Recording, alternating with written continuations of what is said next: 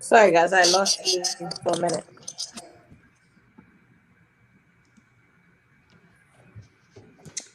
Good evening, Black Orlando Tech community. Welcome, welcome. Come on in, tag a friend in the comments, hit share. We have a treat for you guys tonight. We are honoring several of Black Orlando's finest tonight. So get in, come on in, be sure to share the live. We're gonna go ahead and get into celebrating our very own tonight in honor of this year's Black History Month. So thank you guys for joining us. We're gonna go ahead and get this party started.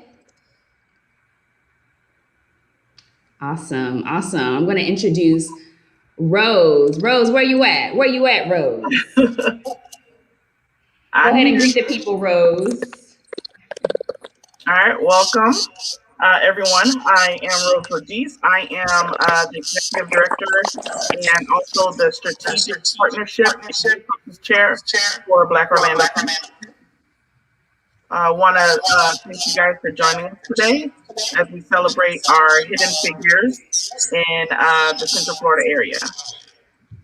Yes, yes, that's what tonight's all about. Tonight is all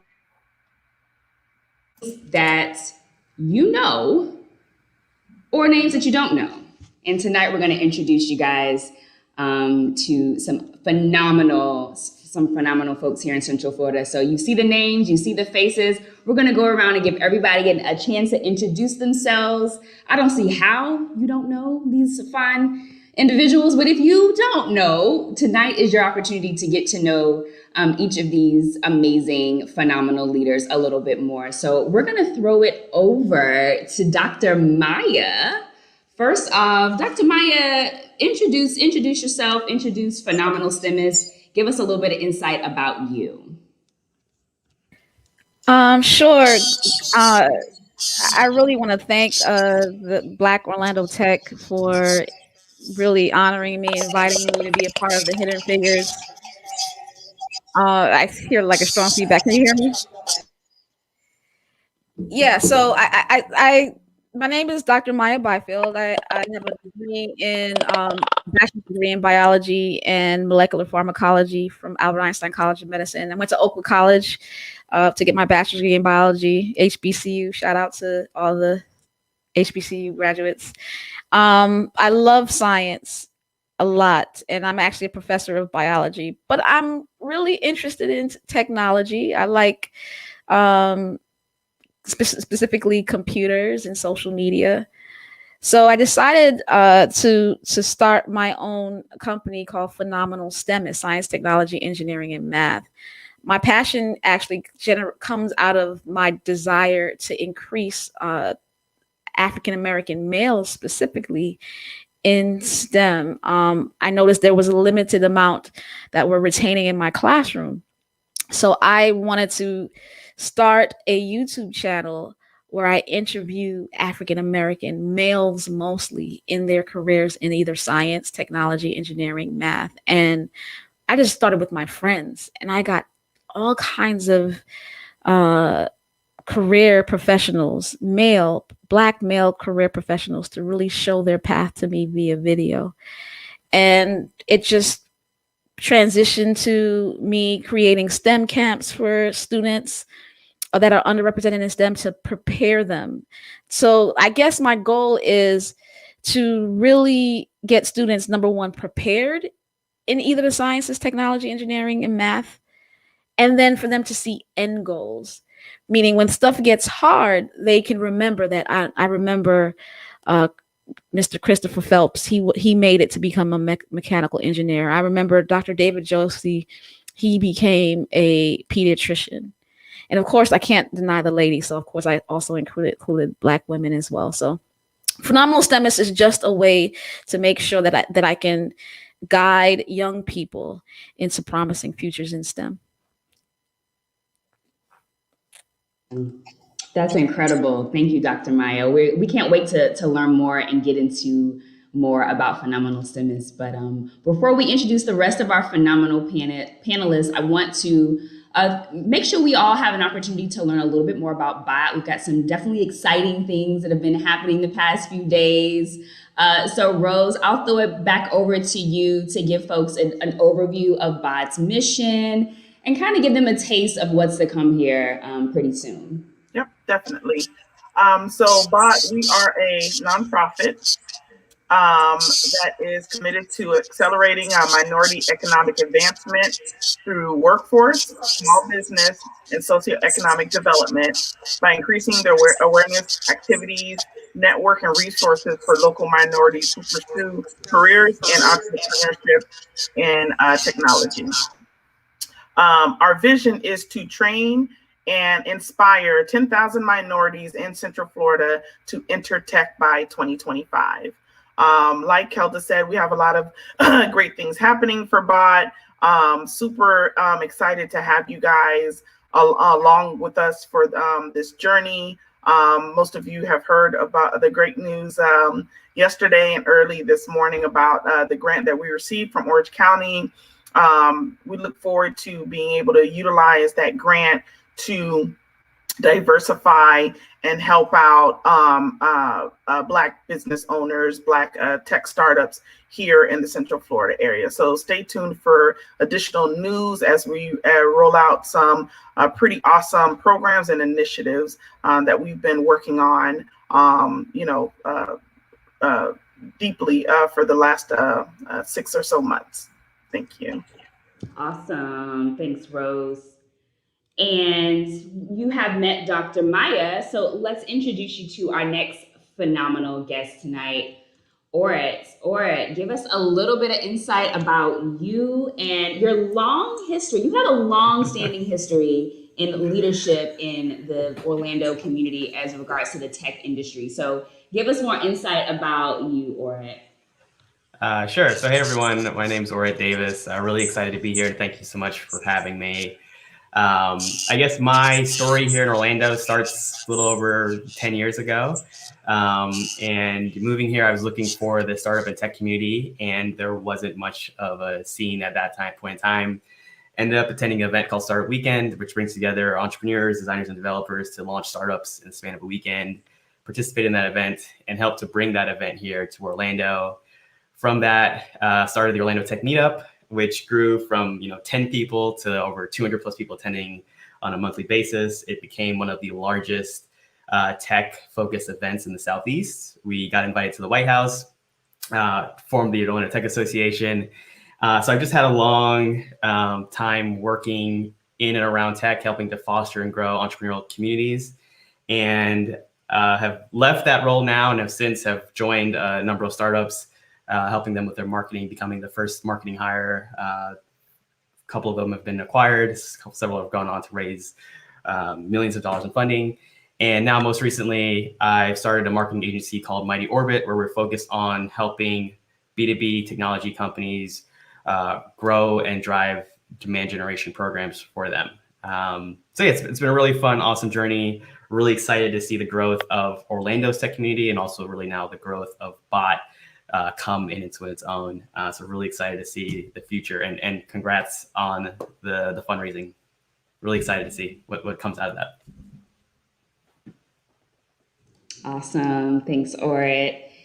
Let's introduce everyone now to our next phenomenal guest, Regine. Regine, take it away. Introduce the Black community to you and your mission and what you have going on right now in your company and in your initiatives.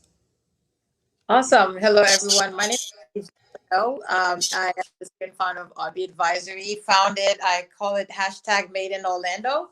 5 years ago, I started my company, and our vision was to help the supply chain, small to mid-sized businesses understand what cybersecurity is, compliance, and how they need, what the needs are, and what the help that they can have that's customized to fit their need, not and to better protect their legacy and moving forward, and also being a differentiator in the businesses that they're doing with other large corporations. The exciting stuff happening at RB Advisory. We're continuing to expand, creating more job opportunities here in the Orlando area, growing our diverse team members, because one of my biggest mission, being from cybersecurity, understanding the dynamics and the lacks of representation on ethnicity background, and also women of color and women in general as well. So one of it was to provide a platform where we can actually showcase the diverse mindsets and expertise and knowledgeable team members and colleagues and cybersecurity professionals that exist and that not being showcased. So we continue to flow into that. We've been very blessed to have been part of, a bot Orlando Tech Meet, and being part of the ecosystem that we have now, that I'm seeing as growing and bringing in more of us and everyone else, especially in the technology field, to grow this region and be very competitive. But I'm looking forward to learning more. I've been blessed to meet with Rose, Orit as well, and also Tiffany and a couple of others. So I'm very glad to see that we're just a community and doing our parts. If it's mentoring young professionals, which is for me, seeing women, right, minority women, young other that looks like us, to represent in the security and be free to be engineers, right? Because I remember, as Dr. Maya said, she was losing males, right? I was the only female that lasted in my engineering class, and I was like, well, how do you change that? And that is what we're doing here, and continue doing that as we're working and making that mark as a business, minority owned women business, but also showcases our skill set as well. And I'm looking forward to learning more about what everyone else is doing. Awesome. Thank you, Regine. We are honored to have you a part of this ecosystem. Thank you for joining us tonight. Lashay, you're up next. Talk to us a little bit about you and what's going on with your initiatives right now, specifically 8 cents in a jar. Let everybody know what's going on with you. All right, perfect. So thank you so much for allowing me to be here. I am super excited to just talk about 8 cents in a jar. If you have not heard about us, we are literally an award-winning nonprofit devoted to diminishing generational poverty, increasing economic mobility through the use of financial education. So we do just a little bit more than financial literacy. What we're trying to do is make sure our students have an opportunity to reach their social economic status of their choice. So instead of just being in poverty, what tools can we give them as young as 8 years old, showing them how to save money, acquire assets, and build wealth? And by the time they're 28, taking a comparison analysis of their parents when they were 28 to see if we have helped them reach a better social economic status. So with that, we have about 8 programs that we have nurtured over 1,600 students since 2016 on making sure that they are financially capable. And so just to give you an idea, our students have an average savings balance of over 6,500, and we're talking about an average credit score of 731. And this is extremely important because as we talk about careers and job growth and opportunities, we want to make sure that the workforce that we have in Orlando is prepared and not distracted about their financial stability, their financial problems that they may have when they come home. So that is just a little bit about 8 cents in a jar.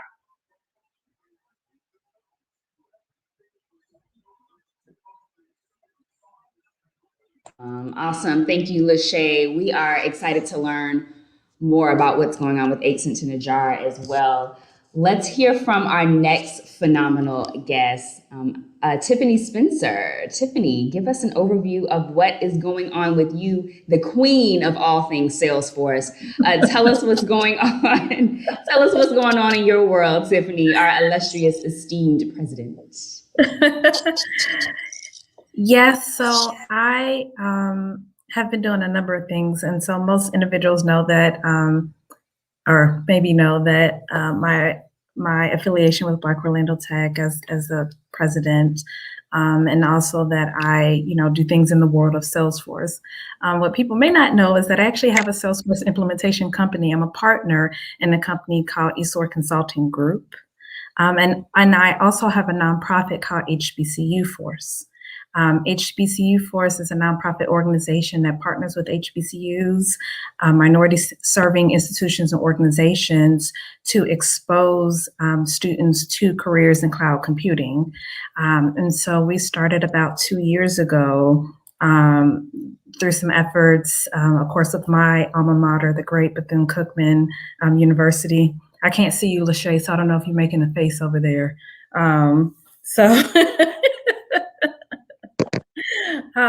Being in the Salesforce world for a number of years, I realized that there was not an initiative that reached out to our students at HBCUs. Most major tech corporations have some sort of HBCU initiative, but sometimes you find that when organizations start an initiative that's based on tech, they only focus on what they consider, at-risk youth or underserved organizations. And sometimes that doesn't include students that are in college. But all of our students at HBCUs are not, they're not there yet. Sometimes they need assistance too. They need guidance. They need to understand what career paths are out there. Our HBCUs do a great job of opening their doors to individuals that barely made it out of school, some of them.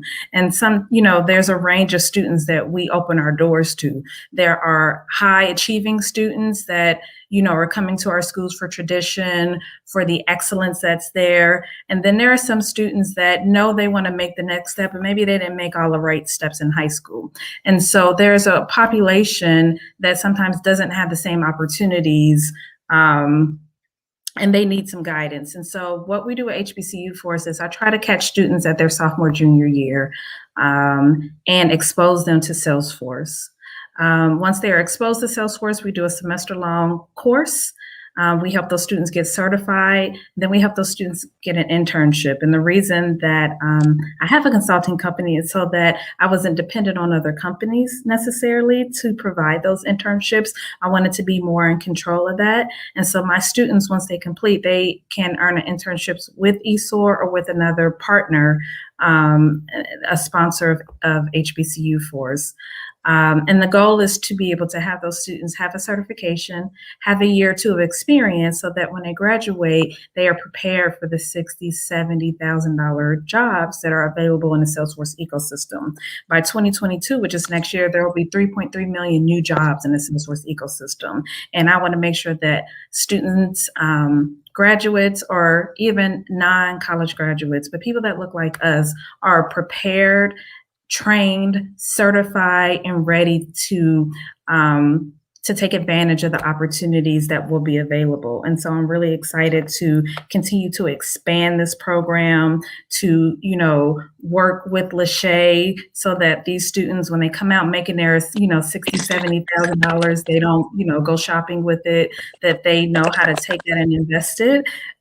Because I remember, when I started making money, I didn't make quite the best decisions, and being able to put students on a track to make six figures can really change their generation, their life, their family for generations. And so we definitely, want to be a part of that. So thank you so much for giving me the chance to speak about my organization.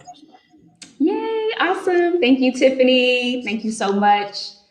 Let's learn a little bit more about the illustrious and esteemed Aisha Benjamin. So Aisha, tell us what's going on in your world and what you have going on right now. Thank you. So I like to think of myself as an advocate for women in STEAM fields, an InfoSec storyteller, and an active ally for underrepresented individuals in college. And by day, I am an enterprise security product manager at Electronic Arts, known to many as EA Sports. So within my role at EA, I work from gate zero to implementation of various hardening techniques or protecting techniques for our EA's ecosystem. I work to find faults in our system from a security perspective, as well as work with our engineers and our architects to establish solutions for those. So my core specialties being security engineering, endpoint management, security communication, identity and access management, networking, and cloud integration with various platforms. And so with that, I paid forward back into the InfoSec community by volunteering at conferences with my technical skill set, although right now I'm sort of out of the technical world on a day-to-day. But I also do workshops specifically for high school students, teaching them the difference between the red team and the blue team within InfoSec. Aside from that, I'm also an advocate to increase diverse talent within EA. That is a huge thing. Like many of our panelists have said today, is that there is not a lot of us in the tech field. So a huge part of my goal is to elevate underrepresented talents in STEAM. For me specifically, cybersecurity. So some initiatives that I have been working on this year to present, because the pandemic gives you a lot of great ideas and a lot of time.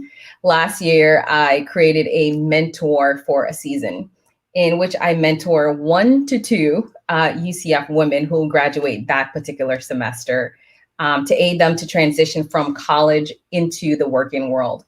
So a lot of that looks like just me going over resumes with them, mock interviews, helping them to showcase themselves on social media. And similar to what Tiffany just said, taking them through the budgeting aspect post-college. You know, during college, we're all about the ramen noodles. We know how to spend $1 like nobody's business, but do we know how to spend 5 to 6 figures correctly? So I work with those women in order to properly leave college and survive the first year, especially during the first year in the working world. It's definitely difficult for women, especially Black women, to really have that strength needed to survive in the corporate world. It looks illustrious, but then when you get there, it's a whole nother playing field. So helping them to transition to that as well.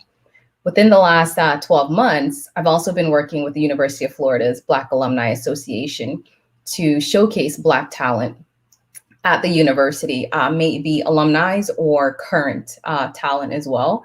But at the same time, lending myself out to be a mentor and a coach to students who identify as Black and that specifically are engineering majors. Obviously, that's a bit more closer to me, and I can speak closer to that than a few of the other majors that there will be. Last but not least, I've been doing some prisoner reformation work. This is more so from a reinstatement viewpoint. So I've been working with the prison systems to teach prisoners who are about to be released from prison or who have been released from prison how to use the computers. A lot of them, they've been in there for like 20 plus years. And when you've been in there for so long, you don't really know how to use a keyboard, anything about social media. So I work with them from the start, literally teaching them how to play solitaire on the computer, which shows hand and mouse coordination. Yeah, that's what I got. I know, wow. Right? Oh, gosh. Wow. So basically saving the world, one initiative at a time. That's incredible. I mean, this is a star-studded lineup tonight, guys. If you haven't already shared this broadcast, tagged a friend, be sure to do so. You definitely want to make sure that your friends in your network are able to connect with this panel that we have tonight in celebration of Black History Month. While we just want to honor them. We just want to give them their flowers because, as you can see, they really are doing some phenomenal things in the community. So we've kind of have a theme going here. I don't know if we've realized it, but it's money, right? There's every single panelist tonight has in some way their work is working to impact and help improve Black people's economic standing through tech. So I kind of want to get into that a little bit more. Orion, I want to throw it to you first. How has tech for you personally helped propel you economically, right? Like when we're talking to specifically young people and the youth about opportunities in tech, the first question that they often throw at us is how much money y'all make, where you live, what kind of car you drive, right? Like that's at the forefront of their mind. So talk to us a little bit about the opportunities, the financial opportunities that tech can open up for those who may be interested.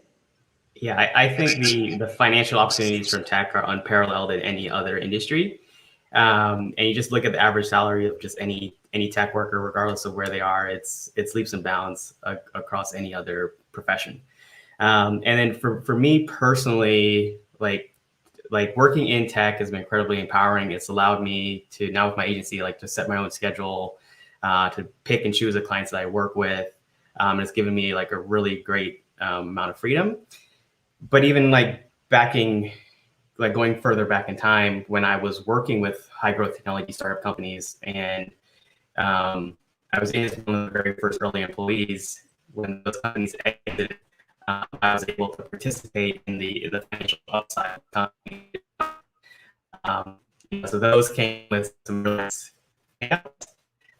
some get with a traditional role. So there's opportunity both on the normal side that you get startups or companies, so Facebook as well. There's part of that you can't get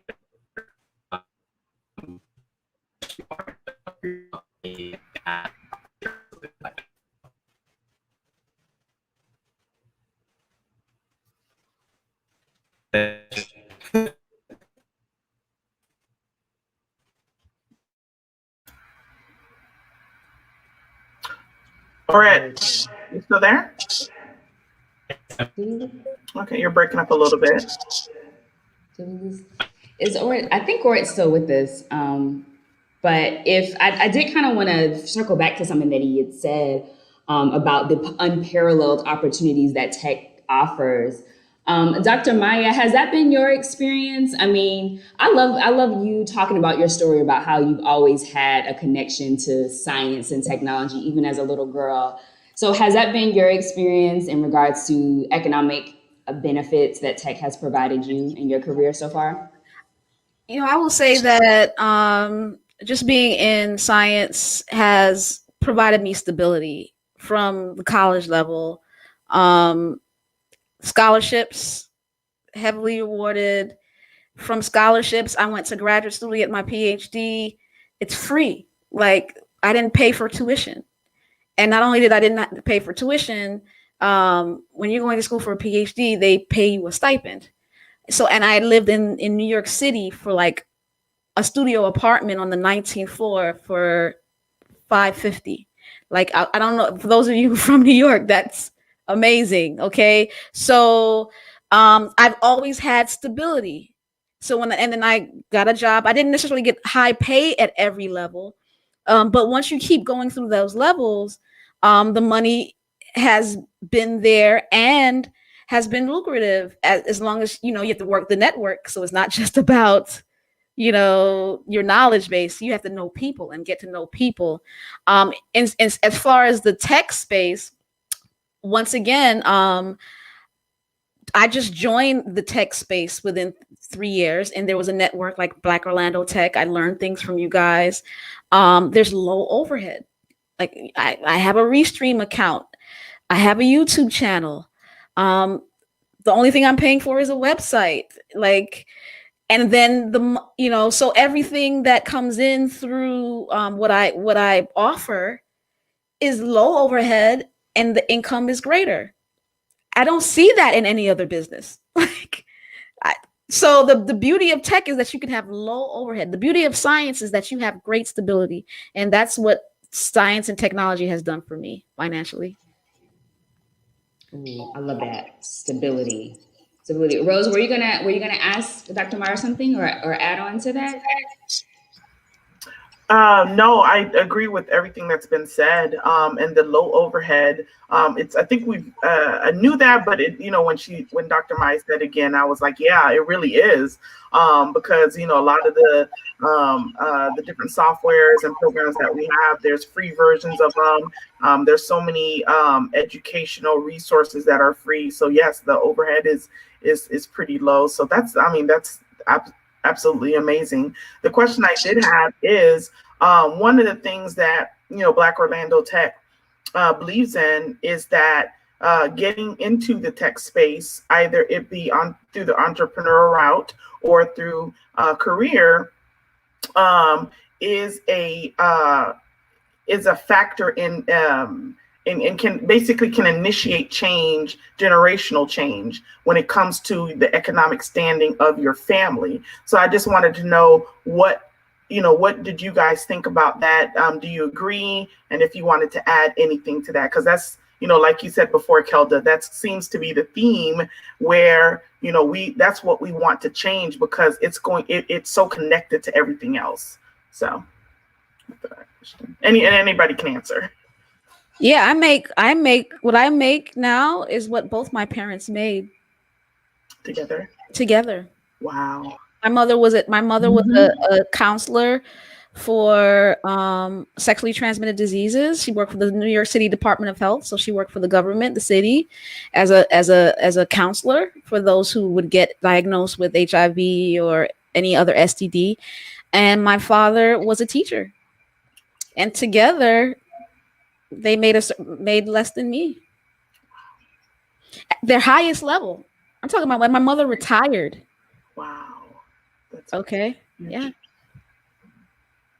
That's a huge, I want you to see, that's huge. And then what I say to my students, I watch students from Mercy Drive come into my classroom and get a degree, associate's degree in respiratory therapy, and it takes them out of the hood.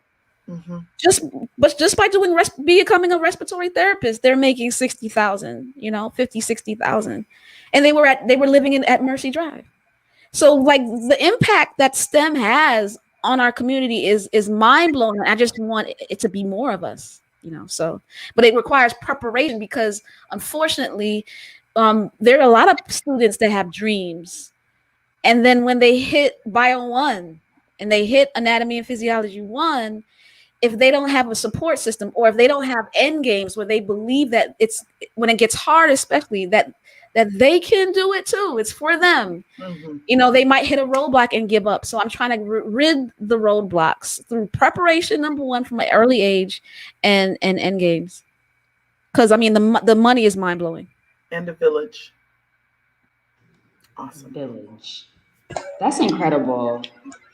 Lashay, Tiffany, what are your thoughts? No, I was going to say, when I've been in the Salesforce ecosystem for 13 years.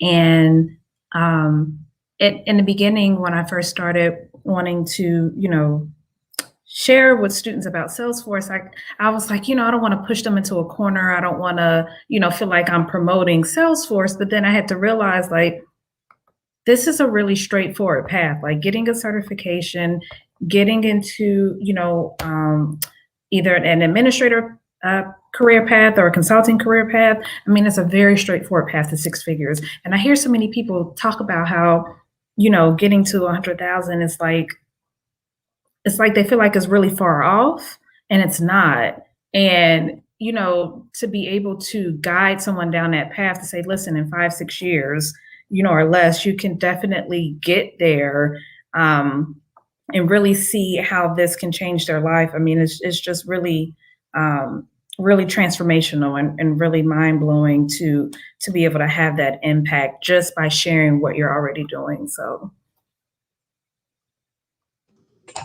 And I would definitely add on to that with technology, it provides creative latitude in realms that we would have never, ever discussed.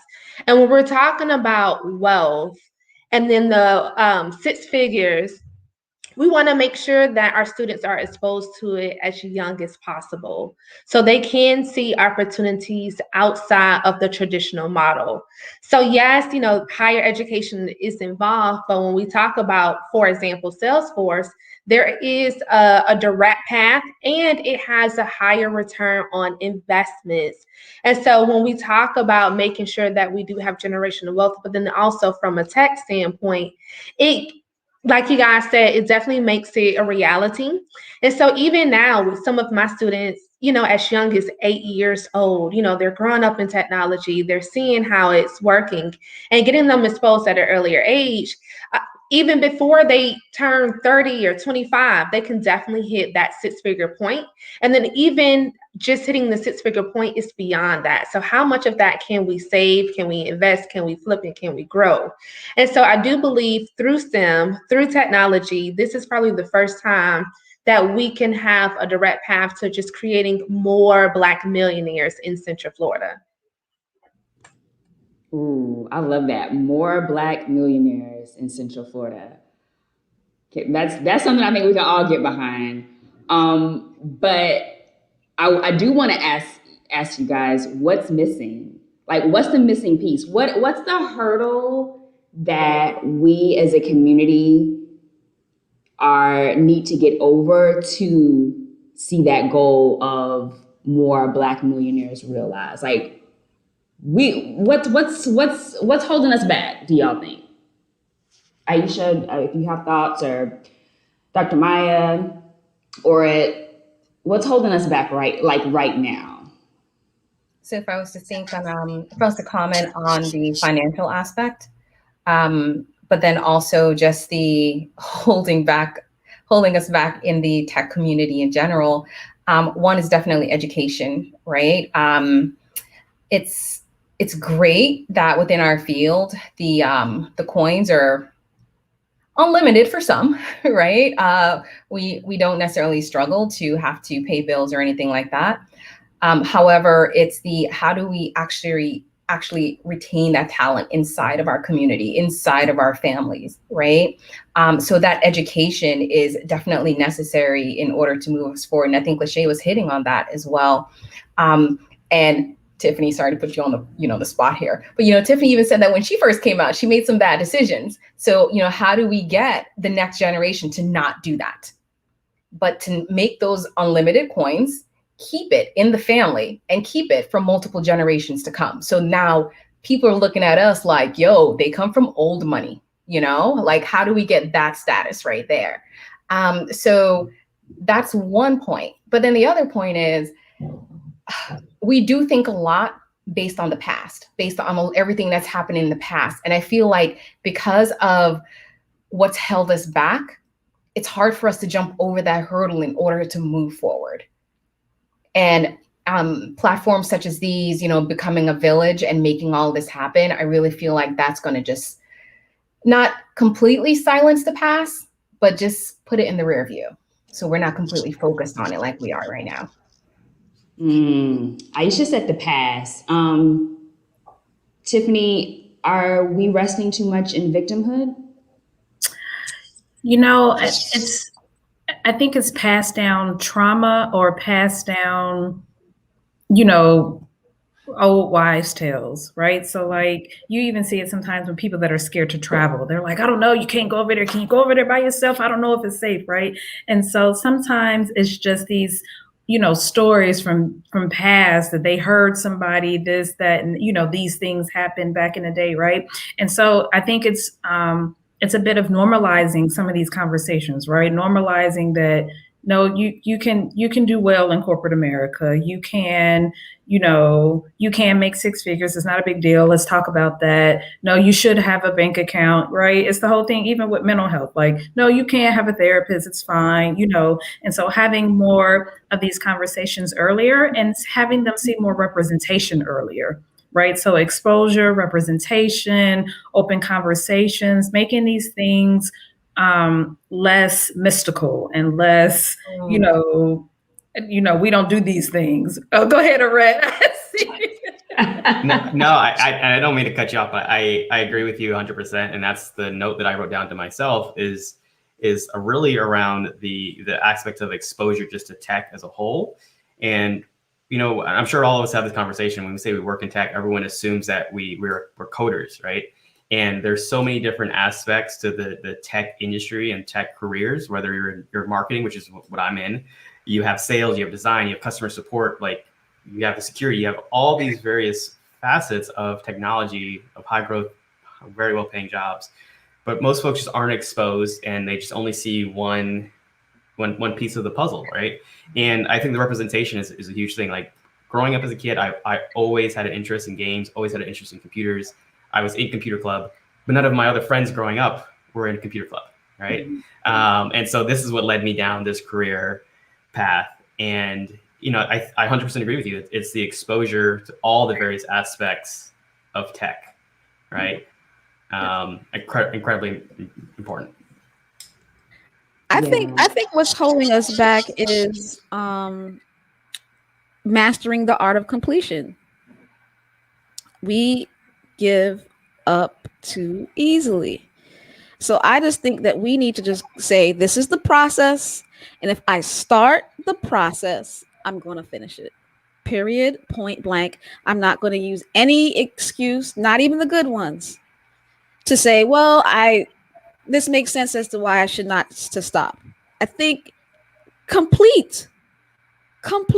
Like even with a 2.0 average, complete. Because there are a lot of average scientists out there. There are a lot of average technologists out there. But they got C's. And you're about to get a C and you're going to give up and drop the class because you're going to get a C? Listen, complete. That's that. I mean, if anything I can say, I think if we had more completers in things, we would have more degrees in STEM. And I think more opportunities. Still that communication and exposure, right? Like they need to hear stuff like that because in their mind they like, no, it's got to be this, and I got to do it on my own, and I'm going to open my own doors. And you're like, no, they don't. It don't really even work like that. Like, let me tell you how it really works. Like, I just wanted to add when Dr. Maya said average scientist, and I was like, yeah, I haven't sat next to some of them. I know some of them.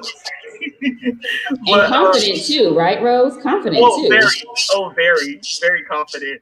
And it's crazy because I'm sorry to cut you, but it's crazy because you see this meme out there that is a Caucasian male talking about he graduated a 2.4 and he's now an astronaut, and and I'm like, I wish these advisors would tell my Black students this, because my Black students get told if you have a 2.4, maybe this is not for you.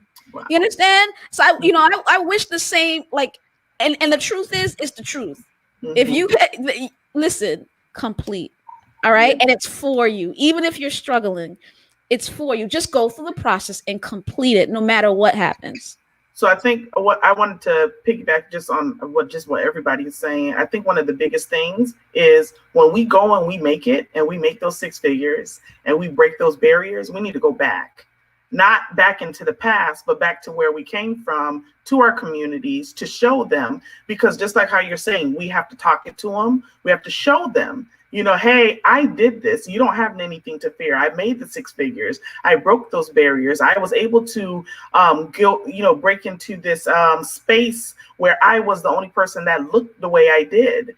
And I did it not, with the silver spoon in my mouth. I did it with, these things that you can maybe consider against you, and show them that I all of this stacked, against me, and I still made it, and you can too. And we're here to help you. We talk about completion. It's hard to complete without that village and that positivity. Even when we talk about going back and helping the community, we need to focus on positive words, positive communication, and stop, not focusing so much on the negatives. So there's so many things, and there's been so awesome nuggets. But Oret said, tech being everywhere. We've had this, Tiffany and I had a conversation yesterday with someone where we talked about that, how tech and STEM is almost like, this one unique thing that the kids are kind of, scared of. They're like, oh, I don't want to do that. I'm not good at math, or I'm not good at science. And what they don't realize is tech isn't everywhere. It's everywhere. Tech, we have financial tech, health tech, Look at all these, new words, fintech, health tech, all these things that are popping up because tech is everywhere. Tech is infused in everything. So when you say you don't want to do STEM and then you turn around and you're gaming or you're on your, cell phone or you're sitting there doing stuff and I'm looking like, but you're doing tech right now and you're doing it pretty well. So that's the big thing. Tech is everywhere. And we just got to take that fear out of it because they can do it. Yes, so I will add on to that. I'm sorry.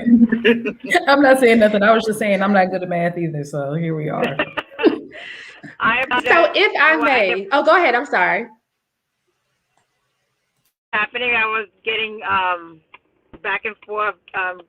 Signal was strong. Aisha, how are you doing? I did not recognize you. I'm like, wait, can it's you?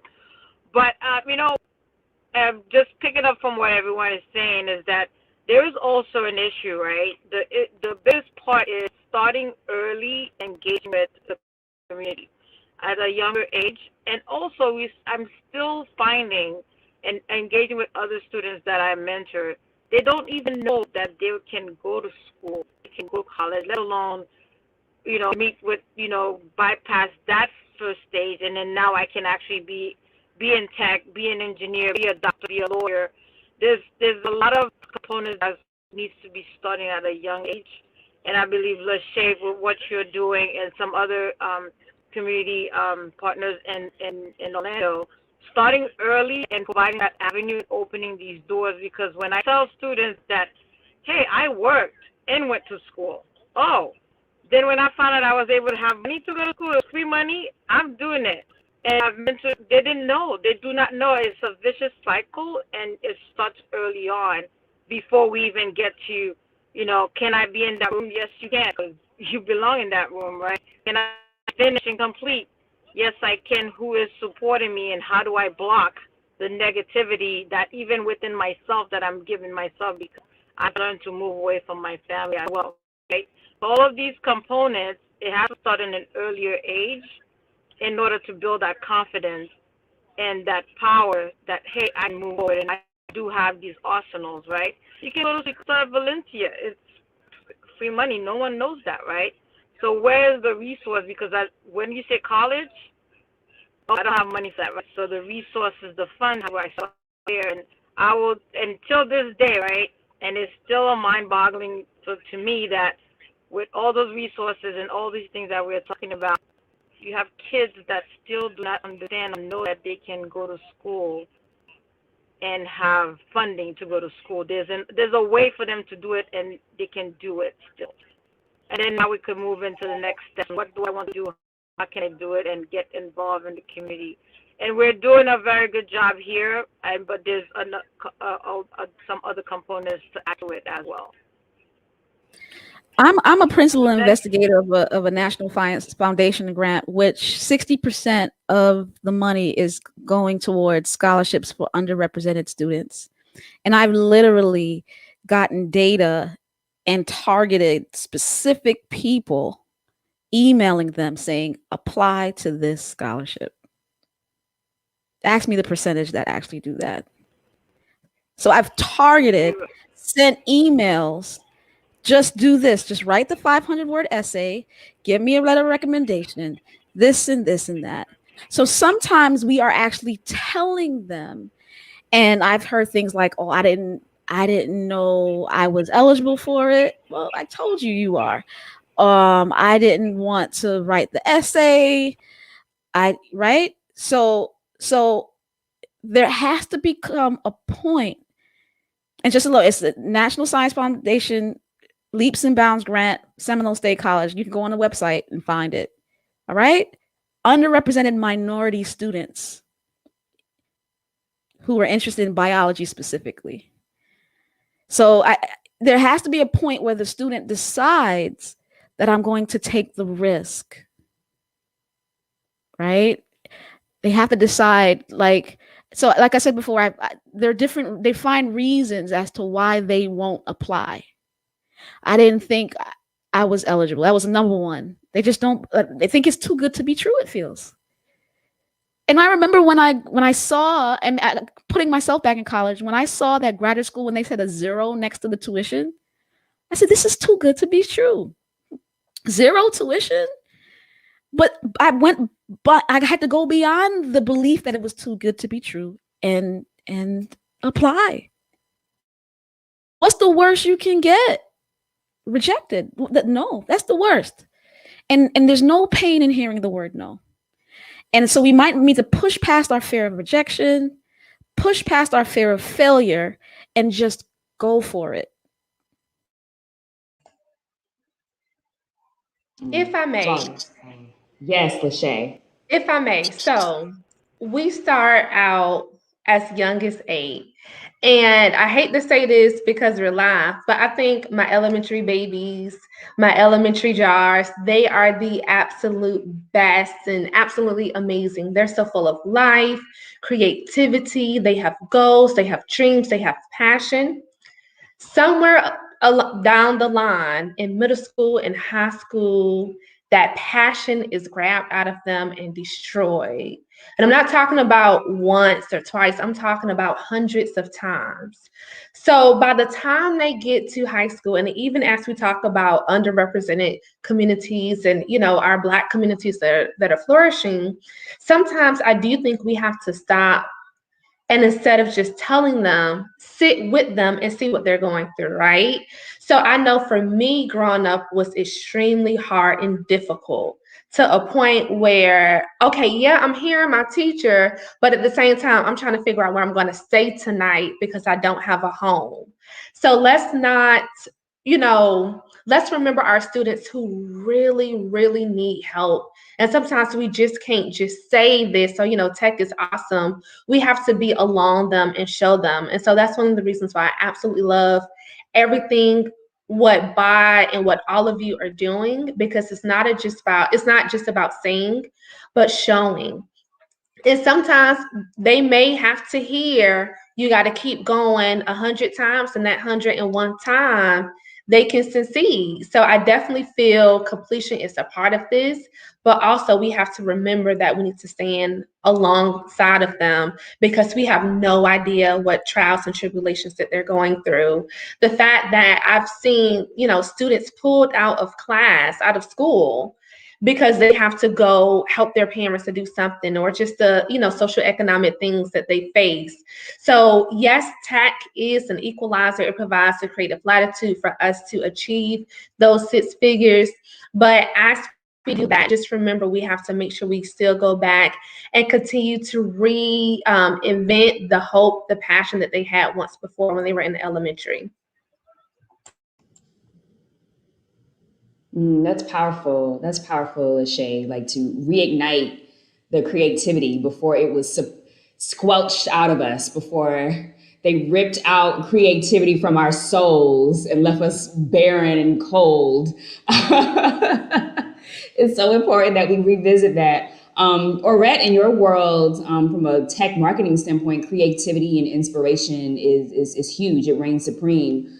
Do you find that true about lack of creativity could potentially impact one's ability to progress from a career or a business standpoint? Yeah, I do. And one of the things I wrote down was like the thought of embracing failure. I think far too often as communities and individuals, like we are so afraid of failure that we follow like the safe and normal path. And it's like tried and true method, when really like growth happens from being able to fail, like learn from those mistakes and like do it over again.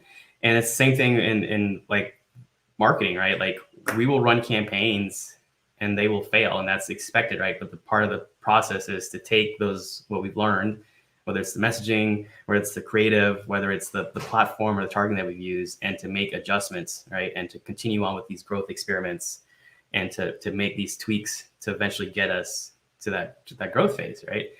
So there's always this concept of like this 1% better, like every day, like that's kind of the end goal, right? And in order to get, you have to fail sometimes in order to make that growth, right? And a lot of people are afraid of failure, but no successful entrepreneur, no successful business is ever a straight path. Like you talk to anyone here and the amount of times that we've failed.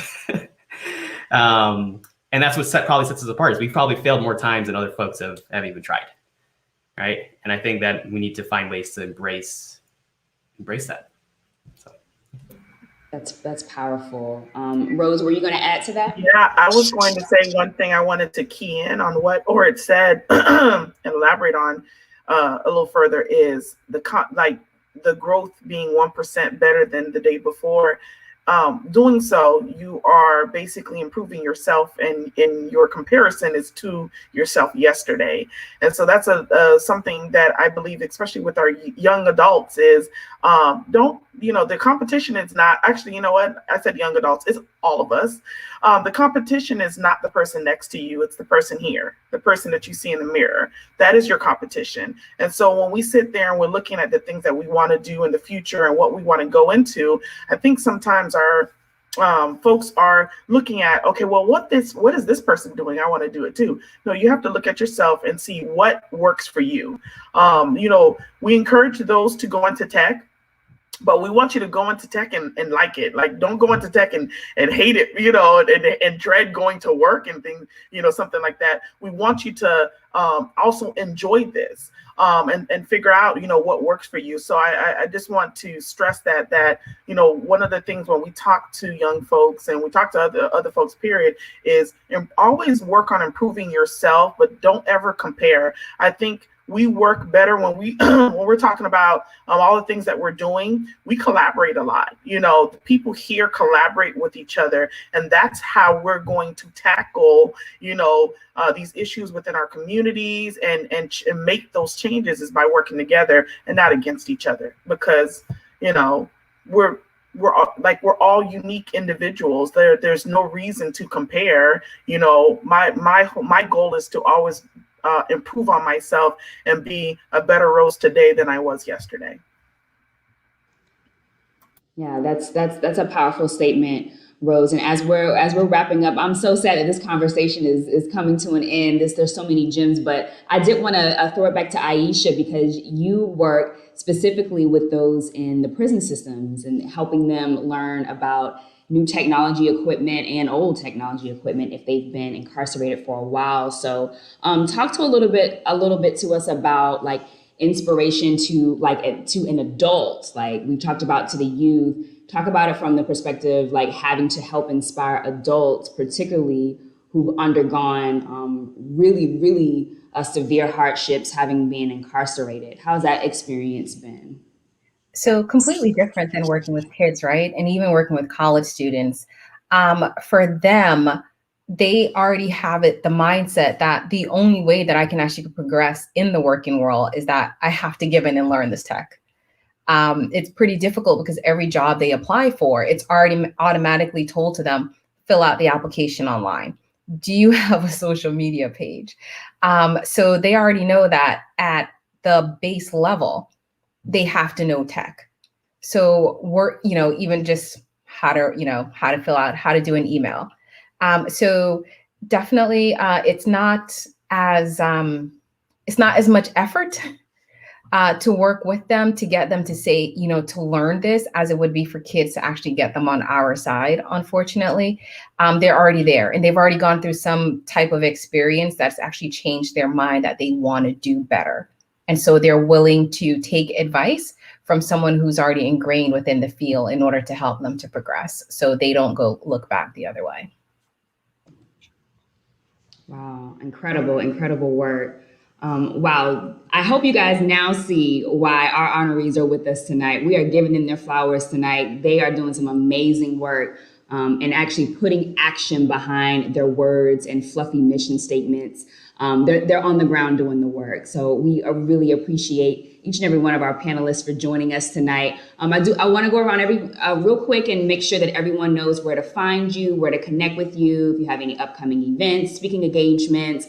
Lashay, we'll start with you. What's going on with you and 8 Cents in a Jar? Any new events coming up, and where can people connect with you? Awesome. So currently we have our student stock market competition that is going on right now in Central Florida. And so if you want to see what the students are doing, the progression that they're making on their virtual platform, then you can visit us at www.8 8cents.org. Coming up in April and in May, we will also have our virtual escape room as we talk about credit for our high school students. And so again, you can follow us on our website, but then also on social media. All of our handles for Facebook, Instagram, and LinkedIn is 8 cents in a jar. So thank you. Awesome. Thanks, Lashay. Aisha, what's going on with you next? Where can people connect with you? So you can connect with me on LinkedIn. By far the easiest and the best, Aisha Benjamin, as you can see down there. So lately I have been working with 100 Black men, depending on what city it is. I'm actually going up and down the state of Florida. My next engagement will be 100 Black men of greater Fort Lauderdale. So I will be doing a cybersecurity workshop with those men in April. Coming up on a Saturday. Obviously, you have to be a part of the organization to be in there. But if you are associated with 100 Black men across Florida, then you'll probably see me at some point in time doing a cybersecurity workshop. Incredible. Regine, what do you have going on? What's coming up next for you, and where can people connect with you? I just was saying LinkedIn is the perfect way to connect with me as well. Or you can, if they're looking to go on the website to connect, but on a personal level or any mentorship or just conversation, you could reach me at on LinkedIn. That's I will respond to that. During next couple of things that we're doing, we have some great workshops that are going to be happening here in Orlando. We're mostly doing videos on security, on the different, especially for businesses that are supply chain for DoD contractors, DoD subcontractors, and also healthcare and finance. Next bout on the part of the mission is to give back, right? Paid forward. I'm doing something with junior achievement at Oak Ridge High School. And it's just the students are going to be presenting a business case. And we have a group of business leaders that are going to participate and listen and give feedback. So I should be doing my job, right? But that one, that brings me joy because you get to see that from the beginning and this, but understand what that looks like. So we're going to be doing that at the end of March and also April with them and participating in that. But we have a lot of happening, so stay tuned with us on our YouTube channel and follow us on all the social media outlets out there. And I have a couple I didn't even know I had. So there you go. But thank you, everyone. It's been very insightful as well to see a lot of new things happening and continue to happen, and what's the initiative of moving forward to our next generation. And here's mine in the back. Oh, yay! That's right. Yes, young king, new generation coming up. Absolutely. Thank you, Regine. We're honored to have you tonight. Thanks for joining us. Orette, what's going on with you? What do you have coming up? Any speaking engagements, any events, and where can people connect with you? Yeah, so the easiest way to connect with me is on my LinkedIn. So I post weekly videos around marketing tips, specifically around B2B best practices, or on our website at mightyorbit.co. It's probably the easiest way to get in touch. Awesome. Thanks, Orette. Dr. Maya, what's going on with you? It depends on what you want. So if you're interested in just seeing a whole bunch of videos of professional STEMists, phenomenal STEMists, you can find me on YouTube. Just go to YouTube. Dr. Maya Byfield is my handle. If you want to have STEM camps for your kids, I have Phenomenal STEM Year, Phenomenal STEM Prep, or Phenomenal STEM Camp, either a month, 3 month, a year of preparation for STEM. You can find me on www.phenomenalstemist.com. And of course, at LinkedIn professionally, we can always connect that way. Thank you. Thank you, Dr. Maya. And to the esteemed, illustrious one, Miss Tiffany Spencer, what's going on with you, speaking engagements, and how can people connect with you? I do have speaking engagements. So ESOR has a webinar tomorrow talking about HBCUs and the importance of HBCUs having a CRM strategy that is you can find that information on my LinkedIn profile. My LinkedIn is the Tiffany Spencer, or you can find Eastern Consulting Group. Is ESOOR Consulting Group. HBCU Force is currently in 3 schools. We have 4 classes and 60 students that are going through training this semester. And so that is Bethune-Cookman, Miles College, Alabama State. We'll have North Carolina Central that should be onboarding either over the summer or next fall. So if you are an HBCU grad, you have connections to any HBCUs, please contact me. You can go to our website, www.hbcuforce.org. Or if you have any other organizations that will benefit from Salesforce training, please reach out to me. Actually, we'll be reaching out to Aisha because I'm going to be working with a reentry hub and probably doing some Salesforce training for that community. I'm also going to be working with a housing authority in a major city to implement some Salesforce training for those residents. I also have an opportunity possibly to work with a Big Brothers Big Sisters organization. And so there are other organizations that we can work with to create some custom curriculum and training programs around Salesforce training. And of course, if you need any Salesforce implementation help as a company, I'm more than available to walk you through that process as well. Awesome. Basically, everything you need is right here on this live tonight, people. You don't need to go anywhere else. Bot has everything you need. Rose, I'll throw it over to you for any final remarks for our community for tonight. All right. This was an awesome and just amazing conversation. I hope we can do this again. This was just needed. So I think everyone who has joined us and watched us, really appreciate it. Again, conversations like this needs to happen a lot more in our community. For BOT, we have a number of things brewing. So we'll be, releasing those announcements soon. Let me see. Do we have any events coming up? I think Tiffany does have. Oh, it's a private event, so I can't say that. Anyways, just stay tuned for the different programs and initiatives that we have that are coming up. Specifically, the Tech Startup Series, which we piloted last year. Got amazing funding for that. So look out for that, especially our tech and tech-infused business owners. That is something you definitely don't want to miss out on. And then also our tech cohorts will be also starting up next month in March, both of those. So look out for those as we release information and also have registration open. That's all. Awesome. Thanks, Rose. Well, to our Black Orlando tech community, thank you so much for joining us.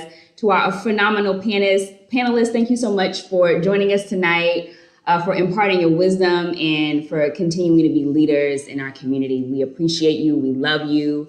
Thank you for joining us tonight. And happy Black History Month, y'all. Let's go out and continue to be great. So have a great night, everyone. Thank you. Thank you. Thank you.